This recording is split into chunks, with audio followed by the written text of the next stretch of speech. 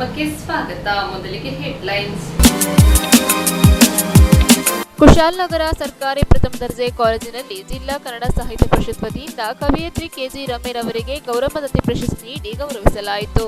ಕ್ಯಾರ್ಪೇಟೆ ತಾಲೂಕಿನ ಹೊಸಹೊಳಲು ಗ್ರಾಮದಲ್ಲಿ ಶಿವಶರಣ ಮಾದಾರ ಚೆನ್ನಯ್ಯನವರ ದಾಳದ ಹಬ್ಬ ನಡೆಯಿತು. ಕುಶಾಲನಗರ ತಾಲೂಕಿನ ಕೂಡ್ಲೂರು ಗ್ರಾಮದಲ್ಲಿ ನಿನ್ನೆ ಸುರಿದ ಭಾರೀ ಮಳೆಗೆ ಮನೆಯ ತಡೆಗೋಡೆ ಕುಸಿದು ಬಿದ್ದ ಪರಿಣಾಮ ಶಿಕ್ಷಕಿ ಶಾಂತಲರವರ ಮನೆ ಜಖಂಗೊಂಡಿದೆ.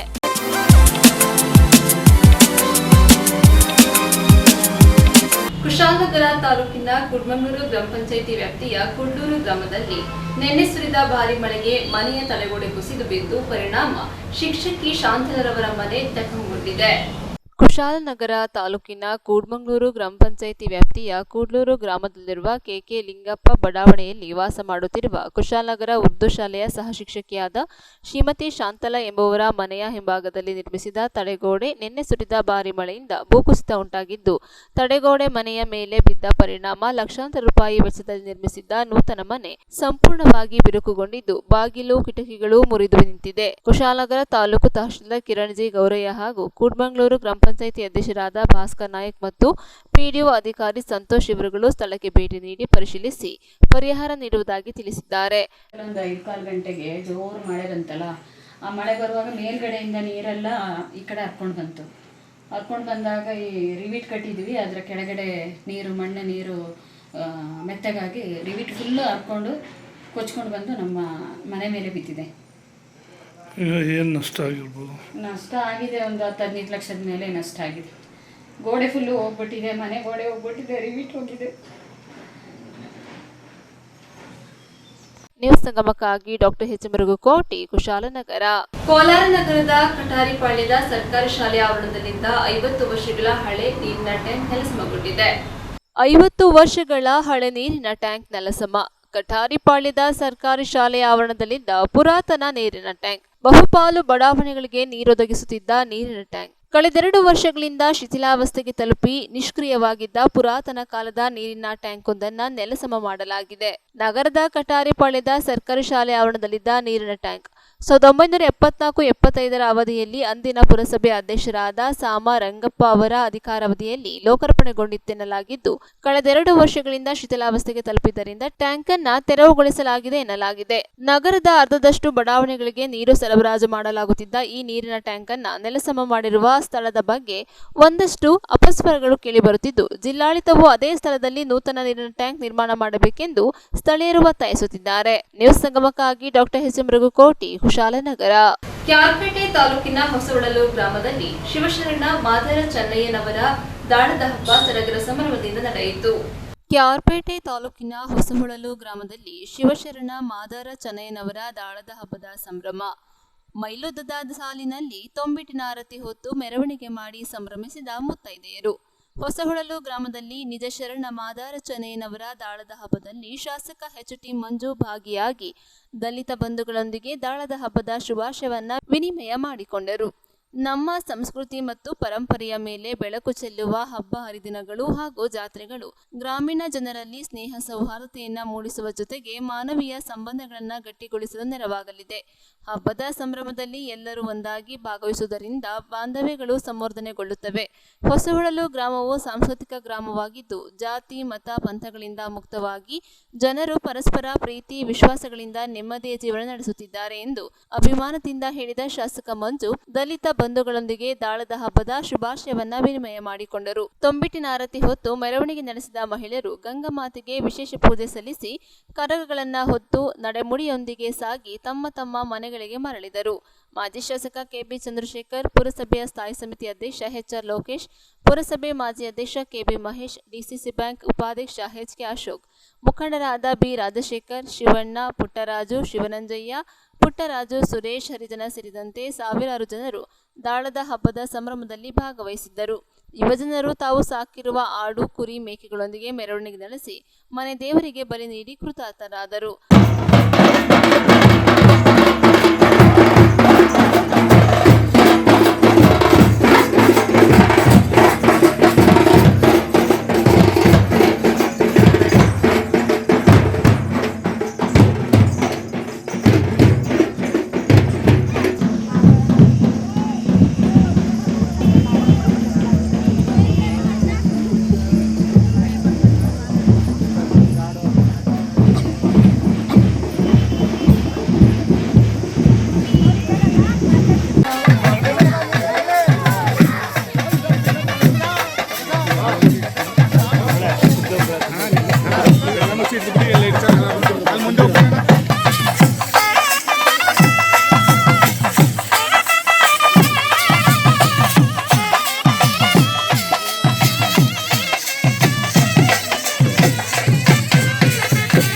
ಮಾನ್ಯ ಬಂಧುಗಳೇ, KR ಪೇಟೆ ತಾಲೂಕು ಹೊಸಹೊಳಲು ಗ್ರಾಮದಲ್ಲಿ ದಾಳದ ಹಬ್ಬವನ್ನು ನಾವು ಪ್ರತಿ ವರ್ಷಕ್ಕೆ ಅದ್ಧೂರಿಯಾಗಿ ಆಚರಿಸ್ತಾ ಇದ್ದೀವಿ.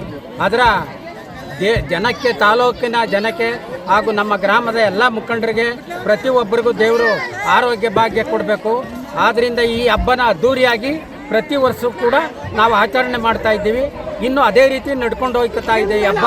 ಅಂದರೆ ಅದರಿಂದ ನಮ್ಮ ಜನಕ್ಕೆ ಸುಖ, ಶಾಂತಿ, ನೆಮ್ಮದಿ ಪ್ರತಿಯೊಂದು ಆ ದೇವರು ನಮಗೆ ಕೊಟ್ಟಿದ್ದಾನೆ.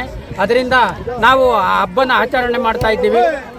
ಸರ್ವ ಜನರಿಗೆ ಎಲ್ಲರಿಗೂ ಒಳ್ಳೆಯದಾಗಲಿ ಅಂತ ಹೇಳ್ತಾ ನಾನು ಮಾತಾಡೋದನ್ನ ಮುಗಿಸ್ತೀನಿ ಸರ್. ನ್ಯೂಸ್ ಸಂಗಮಕ್ಕಾಗಿ doctor KR Neelakantha, KR Pete. Kushalnagar ಸರ್ಕಾರಿ ಪ್ರಥಮ ದರ್ಜೆ ಕಾಲೇಜಿನಲ್ಲಿ ಜಿಲ್ಲಾ ಕನ್ನಡ ಸಾಹಿತ್ಯ ಪರಿಷತ್ತಿನ ವತಿಯಿಂದ ಕವಿಯತ್ರಿ KG ರಮ್ಯರವರಿಗೆ ಗೌರಮ್ಮ ದತ್ತಿ ಪ್ರಶಸ್ತಿ ಪ್ರದಾನ ಮಾಡಲಾಯಿತು.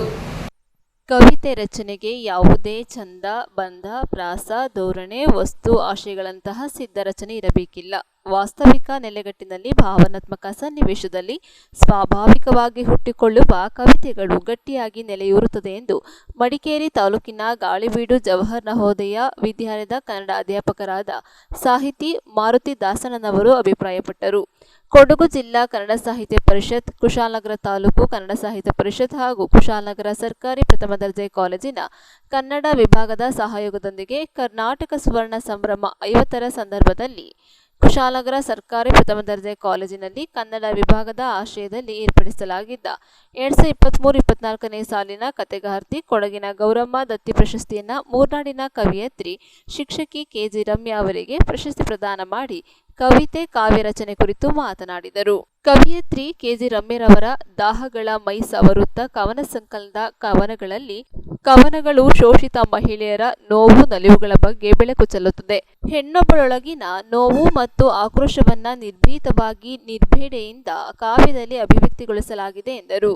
ಪ್ರಾಸ್ತಾವಿಕವಾಗಿ ಮಾತನಾಡಿದ ಜಿಲ್ಲಾ ಕನ್ನಡ ಸಾಹಿತ್ಯ ಪರಿಷತ್ತಿನ ಗೌರವ ಕಾರ್ಯದರ್ಶಿ SI ಮುನೀರ್ ಅಹಮದ್, ಮಹಿಳಾ ಬರಹಗಾರರ ಬರವಣಿಗೆಗೆ ಪ್ರೋತ್ಸಾಹ ನೀಡುವ ನಿಟ್ಟಿನಲ್ಲಿ ಜಿಲ್ಲಾ ಕನ್ನಡ ಸಾಹಿತ್ಯ ಪರಿಷತ್ ವತಿಯಿಂದ ನೀಡುವ ಕೊಡಗಿನ ಪ್ರತಿಷ್ಠಿತ ಪ್ರಶಸ್ತಿಯಾದ ಗೌರಮ್ಮ ದತ್ತಿ ಪ್ರಶಸ್ತಿಯನ್ನು ಈ ಬಾರಿ ಕವಿಯತ್ರಿ KG ರಮ್ಯರವರ ದಾಹಗಳ ಮೈ ಸವರುತ್ತ ಎಂಬ ಕವನ ಸಂಕಲನಕ್ಕೆ ಲಭಿಸಿದೆ. ಸ್ವಾತಂತ್ರ್ಯ ಸಂಗ್ರಾಮದ ವೇಳೆಯಲ್ಲಿ ಮಹಾತ್ಮ ಗಾಂಧೀಜಿಯವರ ತತ್ವ ಆದರ್ಶ ಮೈಗೂಡಿಸಿಕೊಂಡ ಕಥೆಗಾರ್ತಿ ಗೌರಮ್ಮ ಪ್ರಗತಿಪರ ಚಿಂತನೆ ಹಾಗೂ ಆಲೋಚನೆಗಳಿಂದ ತಮ್ಮ ಕಥೆಗಳಲ್ಲಿ ಮಹಿಳೆಯರ ಧ್ವನಿಯನ್ನು ಪ್ರತಿಬಿಂಬಿಸಿದ್ದಾರೆ ಎಂದರು. ಜಿಲ್ಲಾ ಕನ್ನಡ ಸಾಹಿತ್ಯ ಪರಿಷತ್ ಸಮಿತಿಯ ನಿರ್ದೇಶಕರಾದ ಮೇನಾ ವೆಂಕಟನಾಯಕ್, ಮಡಿಕೇರಿ ತಾಲೂಕು ಕನ್ನಡ ಸಾಹಿತ್ಯ ಪರಿಷತ್ ಅಧ್ಯಕ್ಷರಾದ ಕಡ್ಲೇರ ತುಳಸಿ, ಕುಶಾಲನಗರ ತಾಲೂಕು ಕನ್ನಡ ಸಾಹಿತ್ಯ ಪರಿಷತ್ತಿನ ಅಧ್ಯಕ್ಷರಾದ KS ನಾಗೇಶ್, ಕೋಶಾಧಿಕಾರಿ KV ಉಮೇಶ್, ಹೆಬ್ಬಾಲೆ ಹೋಬಳಿ ಕನ್ನಡ ಸಾಹಿತ್ಯ ಪರಿಷತ್ತಿನ ಅಧ್ಯಕ್ಷರಾದ MN ಮೂರ್ತಿ, ಕವಿಯತ್ರಿ ಅವರ ತಾಯಿ ಬೇಬಿ ಮತ್ತು ಅವರ ಪತಿ ಪ್ರವೀಣ್ ಸೂಡ ಸೇರಿದಂತೆ ಮಹಿಳಾ ಸಾಹಿತಿಗಳು, ಬರಹಗಾರರು, ಕನ್ನಡ ಸಾಹಿತ್ಯ ಪರಿಷತ್ತಿನ ಸದಸ್ಯರು, ಉಪನ್ಯಾಸಕರು, ವಿದ್ಯಾರ್ಥಿಗಳು ಇದ್ದರು. ಉಪನ್ಯಾಸಕ SR ಚರಣರಾಜ್ ಸ್ವಾಗತಿಸಿದರು. ತಾಲೂಕು ಕನ್ನಡ ಸಾಹಿತ್ಯ ಪರಿಷತ್ತಿನ ಅಧ್ಯಕ್ಷ KS ನಾಗೇಶ್ ವಂದಿಸಿದರು. ಡಾಕ್ಟರ್ S ಸುನೀಲ್ ಕುಮಾರ್ ನಿರ್ವಹಿಸಿದರು. ಕವಿಯತ್ರಿ ರಮ್ಯಾ ಅವರ ಕವನಗಳನ್ನು ಸೌಮ್ಯ ಶೆಟ್ಟಿ ಮತ್ತು ಮಂಜುಳಾ ಚಿತ್ತಾಪುರ್ ವಾಚಿಸಿದರು.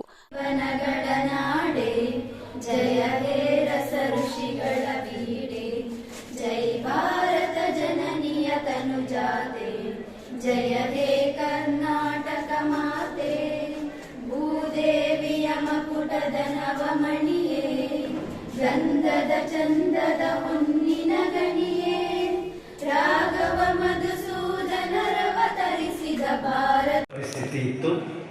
ಮತ್ತೆ ಬೆರಳಿಕೆಯಷ್ಟು ಹೆಸರುಗಳು ನಮಗೆ ಕಾಣಿಸ್ತಾ ಇತ್ತು.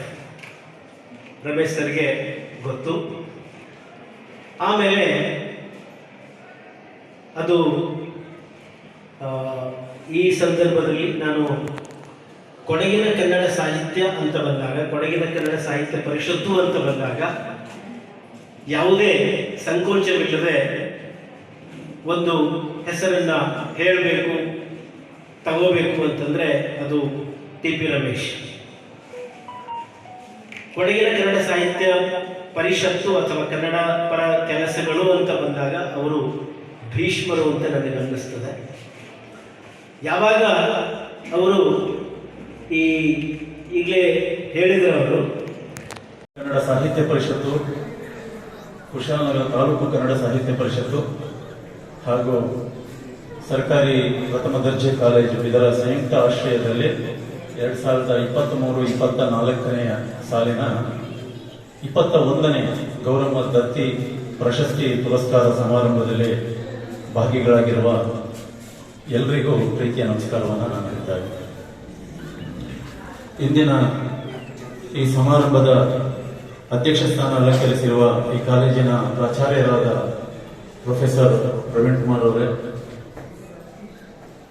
ಕಾರ್ಯಕ್ರಮದ ಉದ್ಘಾಟನೆಯನ್ನು ಮಾಡಲಿರುವ ಕೊಡಗು ಜಿಲ್ಲಾ ಕನ್ನಡ ಸಾಹಿತ್ಯ ಪರಿಷತ್ತಿನ ಮಾಜಿ ಅಧ್ಯಕ್ಷರು, ನಮ್ಮೆಲ್ಲರಿಗೂ ಆದರ್ಶಪ್ರಾಯವಾಗಿರುವಂತಹ ಮನೆ ಟಿ.ಪಿ. ರಮೇಶ್ ಅವರೇ, ಪ್ರಶಸ್ತಿ ಪ್ರದಾನ ಮಾಡಲು ಬಂದು ನಮ್ಮೊಂದಿಗೆ ವೇದಿಕೆ ಹಂಚಿಕೊಂಡಿರುವಂತಹ ಜವಾಹರ್ ನವೋದಯ ವಿದ್ಯಾಲಯದ ಅಧ್ಯಾಪಕರು ಮತ್ತು ಸಾಹಿತಿಗಳು ಆದಂತಹ ಶ್ರೀ ಮಾರುತಿ ದಾಸಣ್ಣನವರೇ, ಸಮಾರಂಭದಲ್ಲಿ ಮುಖ್ಯ ಭಾಷಣ ಮಾಡಲು ನಮ್ಮೊಂದಿಗೆ ಇರುವಂತಹವರು ಕುಶಾಲನಗರದ ನಮ್ಮ ನಾಡಿನ ಖ್ಯಾತ ಸಾಹಿತಿಯು, ಹಿಂದಿನ ಗೌರಮ್ಮ ಪ್ರಶಸ್ತಿ ಪುರಸ್ಕೃತರು ಆದಂತಹ ಶಿಕ್ಷಕಿ ಸುನೀತಾ ಲೋಕೇಶ್ ಅವರೇ, ಕನ್ನಡ ವಿಭಾಗದ ಮುಖ್ಯಸ್ಥರಾದಂತಹ ಡಾಕ್ಟರ್ ಸುನೀಲ್ ಕುಮಾರ್ ಅವರೇ, ಮುಖ್ಯ ಅತಿಥಿಗಳಾಗಿ ಬಂದು ವೇದಿಕೆಯನ್ನು ಹಂಚಿಕೊಂಡಿರುವಂತಹ ನಮ್ಮ ಕೊಡಗು ಜಿಲ್ಲಾ ಕನ್ನಡ ಸಾಹಿತ್ಯ ಪರಿಷತ್ತಿನ ಗೌರವ ಕಾರ್ಯದರ್ಶಿ ಅಂತ ಶ್ರೀಮತಿ ರೇವತಿ ರಮೇಶ್ ಅವರೇ,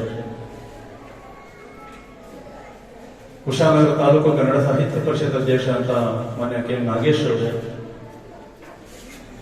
ಹಾಗೆ ವೇದಿಕೆಯಲ್ಲಿ ನಮ್ಮೊಂದಿಗೆ ಹಂಚಿಕೊಂಡಿರುವಂತಹ ಕನ್ನಡ ಸಾಹಿತ್ಯ ಪರಿಷತ್ತಿನ ಇತರ ಪದಾಧಿಕಾರಿ ಬಂಧುಗಳೇ, ನಮಗೆಲ್ಲರಿಗೂ ಮತ್ತೊಮ್ಮೆ ಪ್ರೀತಿಯ ಸ್ವಾಗತವನ್ನು ಬಯಸ್ತಾ ಇದ್ದೀನಿ. ಕರ್ನಾಟಕ ಬರೀ ನಾಡಲ್ಲ, ನಮ್ಮ ಸಂಸ್ಕೃತಿಯ ಧಾತು. ಕನ್ನಡ ಕೇವಲ ನುಡಿಯಲ್ಲ, ನಮ್ಮ ಅಂತರಂಗದ ಮಾತು. ಕಂಗೊಳಿಸುವ ಬರೀ ಸಿರಿಯಲ್ಲ, ಸಹ್ಯಾದ್ರಿಯ ಸಾಲು. ಹೊಮ್ಮಿದೆ ಸಲಹುವ ಅಮ್ಮನೆದೆ, ಊಡಲೆಮೆಗೆ ಹಾಲು. ಶಿಲ್ಪಕಲೆಯ ಬರೀ ಬಲೆಯಲ್ಲ, ಹಳೆಬೀಡು ಬೇಲೂರು. ನಮ್ಮ ಬೇರನ್ನು ತೋರುತ್ತದೆ ಅಲ್ಲಿ ನಮ್ಮ ತಲೆಮಾರು. ಬಂಧುಗಳೇ, ಕೊಡಗು ಜಿಲ್ಲಾ ಕನ್ನಡ ಸಾಹಿತ್ಯ ಪರಿಷತ್ ವತಿಯಿಂದ ನಾನಾಗಲೇ ಹೇಳಿದಾಗೆ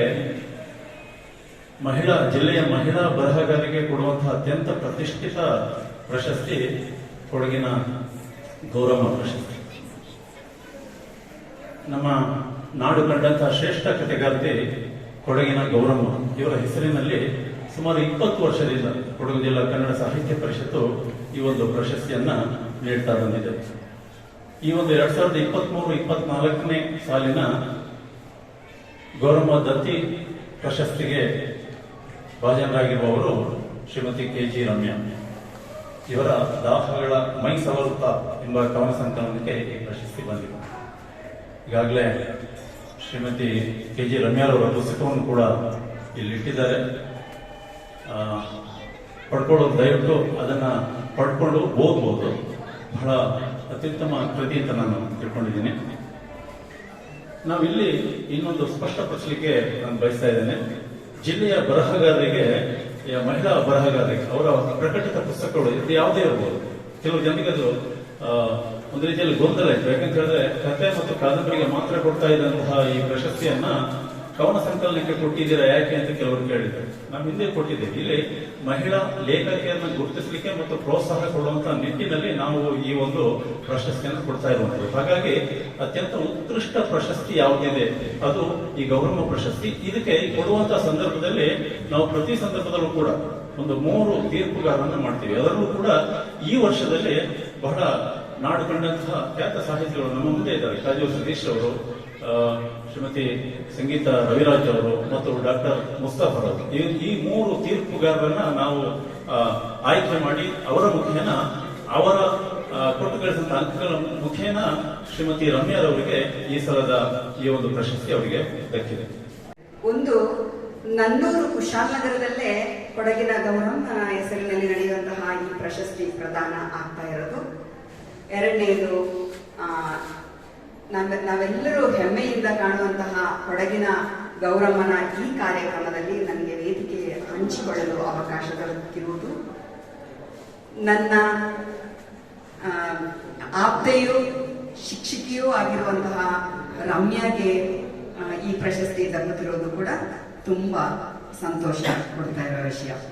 ಈ ವೇದಿಕೆಯ ಮೂಲಕ ಮತ್ತೊಮ್ಮೆ ನಾನು ರಮ್ಯಾಳಿಗೆ ಅಭಿನಂದನೆಗಳನ್ನು ಸಲ್ಲಿಸ್ತಾ ಇದ್ದೇನೆ.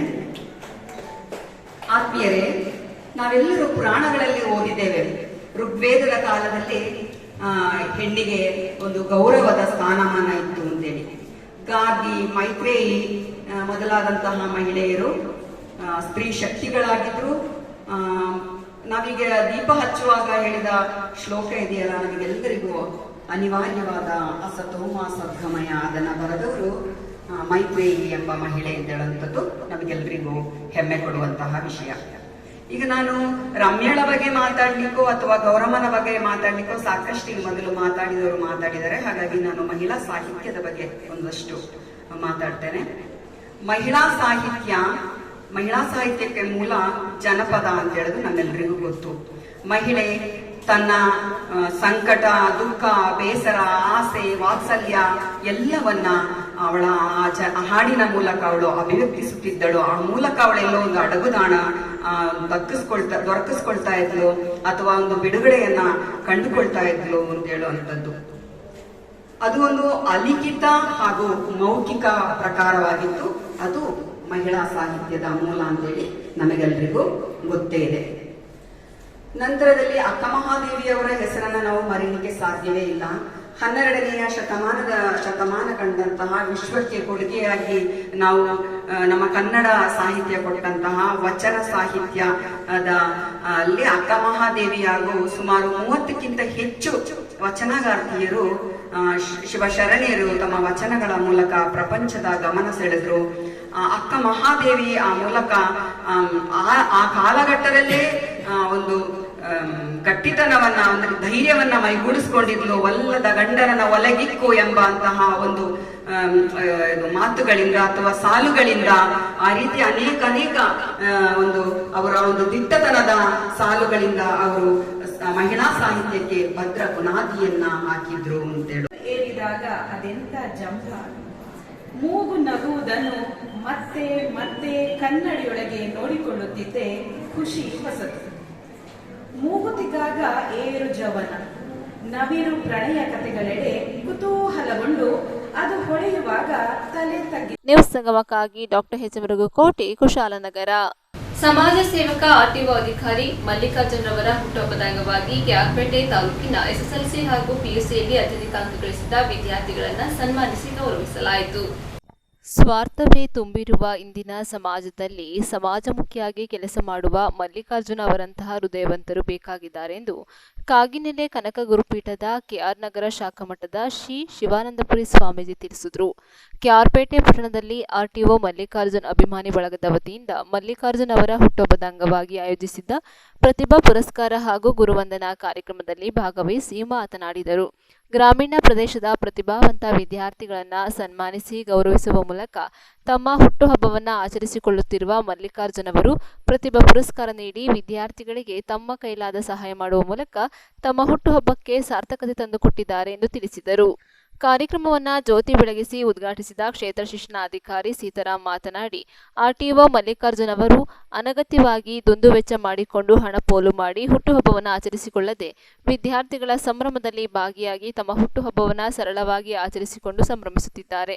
ವಿದ್ಯಾರ್ಥಿಗಳಿಗೆ ಅಂಕ ಗಳಿಕೆಯೊಂದೇ ಮಾನದಂಡವಲ್ಲ. ಆದ್ದರಿಂದ ವಿದ್ಯಾರ್ಥಿಗಳು ಶಿಕ್ಷಣದ ಜ್ಞಾನದ ಜೊತೆಗೆ ಲೋಕಜ್ಞಾನವನ್ನು ಅರಿತುಕೊಂಡು ಸಮಗ್ರವಾಗಿ ತಮ್ಮ ವ್ಯಕ್ತಿತ್ವವನ್ನು ಸಾಧನೆ ಮಾಡಬೇಕೆಂದು ತಿಳಿಸಿದರು. ಕಾರ್ಯಕ್ರಮದ ಅಧ್ಯಕ್ಷತೆ ವಹಿಸಿದ್ದ ಆದಿಚುಂಚನಗಿರಿ ಮಹಾಸಂಸ್ಥಾನ ಮಠದ ಹೇಮಗಿರಿ ಶಾಖಾ ಮಠದ ಕಾರ್ಯದರ್ಶಿ ಡಾಕ್ಟರ್ ಜೆಎನ್ ರಾಮಕೃಷ್ಣೇಗೌಡ ಮಾತನಾಡಿದರು. ವ್ಯಕ್ತಿತ್ವ ವಿಕಸನ ಮಾರ್ಗದರ್ಶಕ ಶಂಕರ್ ಬೆಳ್ಳೂರ್, ವಿಭಾಗೀಯ ಸಾರಿಗೆ ಅಧಿಕಾರಿ ಸಿಟಿ ಮೂರ್ತಿ, ಕಾಗಿನೆಲೆ ಮಠದ ಅರುಣಸಿದ್ದೇಶ್ವರ ಸ್ವಾಮೀಜಿ, ಕಾಪನಹಳ್ಳಿ ಗವಿಮಠದ ಶ್ರೀ ಸ್ವತಂತ್ರ ಚನ್ನವೀರ ಸ್ವಾಮೀಜಿ, ಬೇಬಿ ಬೆಟ್ಟದ ಶ್ರೀ ಶಿವಬಸವ ಸ್ವಾಮೀಜಿ, ತೆಂಡೆಕೆರೆ ಬಾಳೆಹೊನ್ನೂರು ಶಾಖಾ ಮಠದ ಶ್ರೀ ಗಂಗಾಧರ ಕ್ಷೇತ್ರ ಶ್ರೀ ಗಂಗಾಧರ ಶಿವಚಾರ್ಯ ಸ್ವಾಮೀಜಿ ಕಾರ್ಯಕ್ರಮದಲ್ಲಿ ಮಾತನಾಡಿದರು.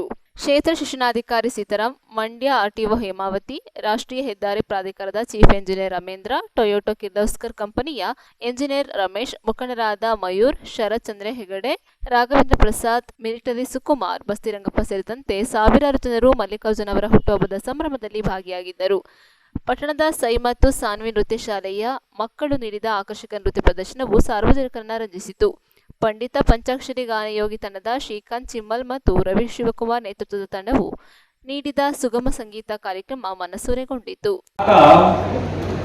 ಅವನ ಕಷ್ಟಪಟ್ಟು ಜಮೀನ ಮತ್ತು ಅವನು ಬೆಳೆದಂತಹ ಬೆಳೆಯಲ್ಲಿ ಅವನು ಕಷ್ಟಪಟ್ಟು 3 ಜನ ವಿದ್ಯಾರ್ಥಿಗಳನ್ನು ಸಹ ಒಂದು ವಿದ್ಯಾಭ್ಯಾಸ ಕೊಡಿಸಿ ಉನ್ನತ ವಿದ್ಯಾಭ್ಯಾಸ ಕೊಡಿಸಿಕೊಂಡು ಅವನು ಓದಿಸ್ತಾ ಇರ್ತಾನೆ. ಇನ್ನೇನು ಆ ವಿದ್ಯಾರ್ಥಿಗಳ ವಿದ್ಯಾಭ್ಯಾಸ ಮುಗಿಯುತ್ತೆ, ಈ ರೈತನಿಗೆ ಏನೋ ಒಂದು ಕುತೂಹಲ, ನನ್ನ ಮಕ್ಕಳು ಎಷ್ಟು ಮಟ್ಟಿಗೆ ವಿದ್ಯೆ ಕಲ್ತಿದ್ದಾರೆ ಅಂತೇಳಿ ನಾನು ಅವನ್ನ ಪರೀಕ್ಷೆ ಮಾಡಬೇಕು ಅಂತ ಹೇಳಿ 3 ಜನಕ್ಕೂ ಸಹ ₹1 ನಾಣ್ಯ ಕೊಡ್ತಾನೆ. ನೋಡ್ರಪ್ಪ, ಇಷ್ಟು ದಿವಸ ನಿಮ್ಮನ್ನ ಕಷ್ಟಪಟ್ಟು ವಿದ್ಯಾಭ್ಯಾಸ ಕೊಡಿಸಿ ಇಷ್ಟು ದೊಡ್ಡವರನ್ನಾಗಿ ಮಾಡಿದ್ವಿ, ನಿಮ್ಮ ವಿದ್ಯಾಭ್ಯಾಸ ಎಷ್ಟು ಮಟ್ಟಿಗಿದೆ ಅಂತ ಹೇಳಿ ನಾನು ನಿಮ್ಮನ್ನ ಪರೀಕ್ಷೆ ಮಾಡಬೇಕಾಗಿದೆ. ನಿಮಗೆಲ್ಲ 3 ಸಹ ₹1 ನಾಣ್ಯ ಕೊಟ್ಟಿದ್ದೇನೆ. ಈ ನಾಣ್ಯದಲ್ಲಿ ಒಂದೊಂದು 3 ಸಹ 3 ಕೊಠಡಿಗಳನ್ನು ಕೊಡ್ತೇನೆ. 3 ಜನರು ಸಹ 3 ಕೊಠಡಿಗಳ ಭರ್ತಿ ಆಗುವಂತಹ ವಸ್ತುಗಳನ್ನು ನೀವು ತುಂಬಿಸ್ಬೇಕು ಅಂತ ಹೇಳ್ತಾರೆ. ಆಗ ಒಬ್ಬ ಏನ್ ಮಾಡ್ತಾನೆ, ₹1 ಎಷ್ಟು ಬರುತ್ತೋ ಹುಲ್ಲು ಏನ್ ಮಾಡ್ತಾನೆ, ಹುಲ್ಲು ತಂದು ಸುರಿತಾನೆ, ನೆಲಕ್ಕೆಲ್ಲ ಹುಲ್ಲು ತುಂಬ್ತಾನೆ. ಇನ್ನೊಬ್ಬ ಏನ್ ಮಾಡ್ತಾನೆ, ಕಡಲೆಪುರಿ ತಂದು ಕಡಲೆಪುರಿ ಸೇರ್ತಾನೆ. ಕೊನೆಯಲ್ಲಿ ಏನ್ ಮಾಡ್ತಾನೆ, ಒಂದು ಮೇಣದ ಬತ್ತಿ ತಂದುಬಿಟ್ಟು ಒಂದು ರೂಮಲ್ಲಿ ಮೇಣದ ಬತ್ತಿ ಹಚ್ಚಿ ಇಡ್ತಾನೆ. ಆಗ ತಂದೆ 3 ಜನರನ್ನು ಪರೀಕ್ಷೆ ಮಾಡ್ತಾನೆ. ಅದರಲ್ಲಿ ಉತ್ತೀರ್ಣನಾದವನು 3ನೇ. ತೆಗೆದುಕೊಂಡ ತಕ್ಷಣನೇ ನೀವೆಲ್ಲ ಸಮಾಜದಲ್ಲಿ ಯಶಸ್ಸನ್ನ ಗಳಿಸಿದಿರಿ ಅಂತಲ್ಲ, ಅದು ಮೊದಲ ಮೆಟ್ಟಿಲು. ಇನ್ನು ರೆಂಬೆಗಳು ಸಾಕಷ್ಟು ಬೇರೆ ಬೇರೆ ಕಡೆ ಹೋಗ್ತಾ ಇರ್ತವೆ. ಒಳ್ಳೆ ಆರೋಗ್ಯವನ್ನ ಇಟ್ಕೊಳ್ಬೇಕು, ಒಳ್ಳೆ ಹವ್ಯಾಸಗಳನ್ನ ಬೆಳೆಸ್ಕೊಳ್ಬೇಕು, ಒಳ್ಳೆ ಅಭ್ಯಾಸಗಳನ್ನ ರೂಢಿಸ್ಕೊಳ್ಬೇಕು. ನಿಮ್ಗೆ ಯಾರು ಸಹಾಯ ಮಾಡಿದ್ರು, ತಂದೆ ತಾಯಿಗಳಿಂದ ಹಿಡಿದು ಬದುಕಿನಲ್ಲಿ ಯಾರ್ಯಾರು ನಿಮ್ಗೆ ಒಳ್ಳೆಯ ಮಾರ್ಗದರ್ಶನವನ್ನ ಮಾಡಿದ್ದಾರೆ ಅವರೆಲ್ಲರನ್ನೂ ಕೂಡ ನೆನೆಯುತ್ತಾ ನೀವು ಉತ್ತಮ ಬದುಕನ್ನ ಕಟ್ಟಿಕೊಂಡು ನಮ್ಮ ಜೀವನದ ಪಯಣವನ್ನು ಮುಂದುವರಿಸಬೇಕಾಗಿದೆ. ಆ ದೃಷ್ಟಿನಲ್ಲಿ ಈ ಒಂದು ಕಾರ್ಯಕ್ರಮ ಅದ್ಭುತವಾದ್ದು. ಇದೇ ರೀತಿಯ ಕಾರ್ಯಕ್ರಮದ ಮೂಲಕ ಇನ್ನು ಸಾಕಷ್ಟು ಜನರು ಈ ತಾಲೂಕಿನಲ್ಲಿ, ನೀವು ಕೂಡ ಮಲ್ಲಿಕಾರ್ಜುನ ಸರ್ ರೀತಿ ಬೆಳೆಯಿರಿ. ಮುಂದೆ ಇಂಥ ಒಂದು ಸಮಾಜಮುಖಿಯಾದ ಕೆಲಸಗಳನ್ನ ಮಾಡಲಿಕ್ಕೆ ಇದು ಅತ್ಯುತ್ತಮವಾದಂಥ ಮಾರ್ಗ ಅಂತ ನಾನಾರು ಭಾವಿಸ್ತೀನಿ. ತಾವೆಲ್ಲರೂ ಕೂಡ ಈಗೇನು ಮಾರ್ಕ್ಸನ್ನು ಗಳಿಸಿದ್ರಿ, ಅದು ನಿಮ್ಮ ತಲೆಮಾರಿನ ವಿದ್ಯಾರ್ಥಿಗಳಿಗಂತೂ ಮುಂದೆ ಆರೋಗ್ಯದೇ ದೊಡ್ಡ ಸಮಸ್ಯೆ ಆಗ್ತಾ ಇದೆ. ಹಣವನ್ನು ಸಂಪಾದನೆ ಮಾಡ್ತಿದ್ರಿ, ಹೈಟೆಕ್ ಹಾಸ್ಪಿಟ್ಲ್ಗಳಿಗೆ ಹೋಗ್ತಾ ಇದ್ರಿ, ಟ್ರೀಟ್ಮೆಂಟ್ ತಗೊಳ್ತಾ ಇದ್ರಿ. ಹಿಂದೆ ಯಾರು ಕೂಡ ಹಾಸ್ಪಿಟ್ಲ್ಗಳಿಗೆ ಹೋಗ್ತಿದ್ದವರು ಬಹಳ ಕಡಿಮೆ. ಆಹಾರ ಪದ್ಧತಿಯೇ ಆರೋಗ್ಯಕರವಾಗಿತ್ತು. ಈಗ ಎಲ್ಲಿ ಹೋದ್ರು ಕೂಡ ಯಾರೋ ದೊಡ್ಡವರು ಕೂಡ ಪಾನಿಪುರಿ, ಗೋಬಿ ಮಂಚೂರಿ ಹತ್ರ ಅಂಗಡಿ ಹತ್ರ ನಿಂತಿರಲ್ಲ, ನಿಂತಿರೋರೆಲ್ಲರೂ ಕೂಡ ನೀವೇ.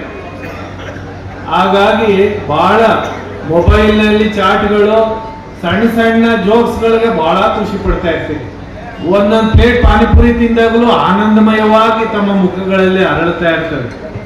ಆದ್ರೆ ಸಾಧನೆ ಮಾಡುವಂತ ದೃಷ್ಟಿ ಇದೆಯಲ್ಲ, ಜೀವನದಲ್ಲಿ ಒಬ್ಬ ರೈತವನ್ನ ಎಲ್ಲ ಹೋಟ್ಲಲ್ಲೋ ಮತ್ತೊಂದು ಕಡೆನೋ ತಮ್ಮ ಗೆಳೆಯರೊಂದಿಗೆ ಖರ್ಚು ಮಾಡಿ ಮಾಡುವುದಾಗಿತ್ತು.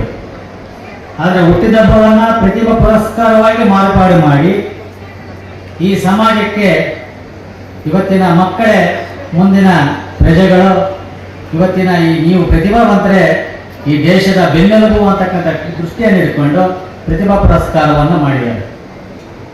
ಇದುವರೆಗೂ ಈ ಪರ್ದೆಗಳು ಹಾಕಿದಾಗ ನೀವೆಲ್ಲ ಏನು ಮಾಡ್ತಿದ್ರಿ, ಜಗೆ ಇತ್ತು, ಒಬ್ರಿಗೊಬ್ರು ಗಾಳಿ ಹೊಡ್ಕೋತಾ ಇದ್ರಿ. ಆದ್ರೂ ತೆಗೆದೇ ಹೋದ್ರು ಅದರೊಳಗೆ ಕುತ್ಕೊಳ್ತಿದ್ರಿ. ಧಗೆ ಇದ್ರು ನಾವು ತಡ್ಕೊಳ್ತೀವಿ, ಹೌದಾ? ಹೊಗೆ ಇದ್ರು ಬೇಕಾದ್ರೆ ತಡ್ಕೋಬಹುದು.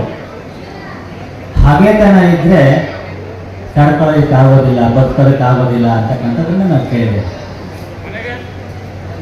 ಇಲ್ಲಿ ಮಲ್ಲಿಕಾರ್ಜುನರವರು ಈ ಪ್ರತಿಭಾ ಪುರಸ್ಕಾರ ಇರ್ಬೋದು, ಅದು ಇಷ್ಟೆಲ್ಲ ಖರ್ಚು ಯಾವುದೋ ಒಂದು ಜಾತಿಗೋಸ್ಕರನೋ ಒಂದು ಸಮುದಾಯಕ್ಕೋಸ್ಕರನೋ ಮಾಡಿಲ್ಲ ಅಂತಕ್ಕಂಥದ್ದು. ನಾವು ಈ ಸಮುದಾಯದಲ್ಲಿ ಹುಟ್ಟಿದ್ದೇನೆ.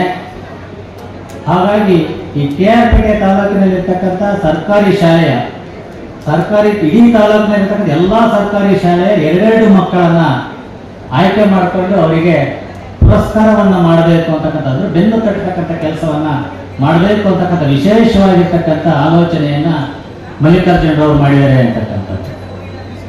ಜೊತೆಗೆ ನೋಡಿ, ಈಗ ಇಲ್ಲೇ ಮಾಡಬೇಕು ಅಂತೇನಿಲ್ಲ, ಜನ್ಮಸ್ಥಳ ಸ್ವರ್ಗಕ್ಕೆ ಸಮಾನ ಅಂತಕ್ಕಂಥದ್ದು. ಈ KR-ಪೇಟೆ ತಾಲೂಕಿನಲ್ಲಿ ಮಲ್ಲಿಕಾರ್ಜುನರವರು ಹುಟ್ಟಿರೋದ್ರಿಂದ ಈ ಕಾರ್ಯಕ್ರಮನ ಇಂಥ ಕಾರ್ಯಕ್ರಮ ನನ್ನ ಜನ್ಮಭೂಮಿಯಲ್ಲೇ ಮಾಡಬೇಕು ಅಂತಕ್ಕಂಥ ಉದ್ದೇಶವನ್ನು ಸಹ ಹಾಕೊಂಡಿದ್ದಾರೆ ಅಂತಕ್ಕಂಥದ್ದು. ಇಂಥ 10 ಹಲವು ವಿಶೇಷಗಳನ್ನ ಒಳಗೊಂಡಂತಹ ಈ ಕಾರ್ಯಕ್ರಮ ಇದೆ ಅಂತಕ್ಕಂಥದ್ದು. ಫಲ ಬಿಟ್ಟ ಮಾವು ಏನ್ ಮಾಡುತ್ತೆ, ಬಗ್ಗಿರುತ್ತೆ. ಮಾವಿನ ಮರ ನೋಡಿ ಫಲ ಬಿಡ್ತಾ ಇದೆಯಲ್ಲ, ಫಲ ಬಿಟ್ಟ ಮಾವು SSLC ಮತ್ತು PUC ಹೆಚ್ಚು ಅಂಕವನ್ನು ಪಡೆದವರಿಗೆ ಪ್ರತಿ ವರ್ಷ ಹುಟ್ಟಹಬ್ಬದ ಸಂದರ್ಭದಲ್ಲಿ ಕೊಡ್ತಾ ಇದ್ದಾರೆ. ಅದು ತುಂಬಾ ಸಂತೋಷ ಪಡಬೇಕಾದ ವಿಚಾರ. ಆದ್ರೆ ಇಲ್ಲಿಷ್ಟು ಜನ ಇರಲ್ಲ, ಇವರೆಲ್ಲರೂ ಕೂಡ ಯಾವುದೋ ಕೋರ್ಸ್ ಮುಂದೆ ಹೋಗ್ತಾರೆ.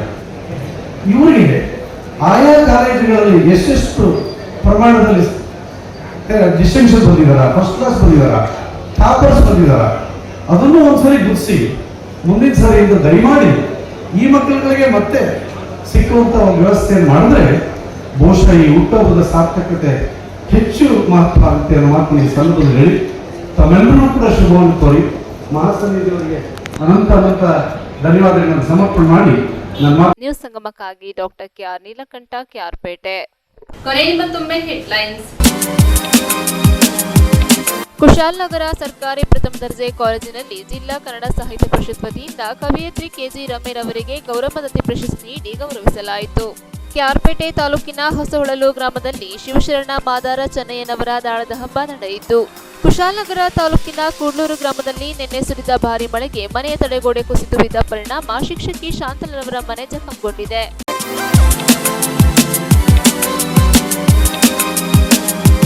ಇಲ್ಲಿಗೆ ನ್ಯೂಸ್ ಸಂಗಮ ಮುಕ್ತಾಯವಾಯಿತು. ಸುದ್ದಿ, ಮಾಹಿತಿ, ಮನೋರಂಜನೆಗಾಗಿ ನೋಡ್ತಾ ಇರಿ ಸಂಗಮ ಟಿವಿ. ವಂದನೆಗಳೊಂದಿಗೆ ಸುಪ್ರೀತಾ LL.